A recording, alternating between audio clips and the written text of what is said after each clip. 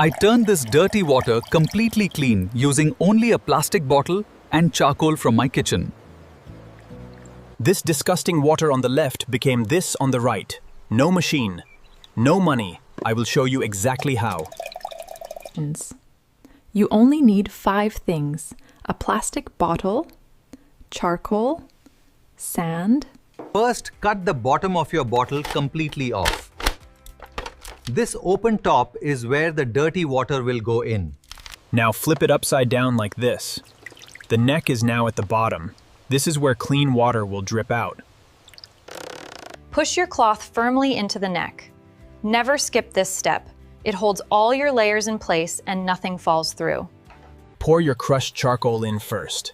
This is the most powerful layer. Charcoal destroys bacteria and kills bad smell completely.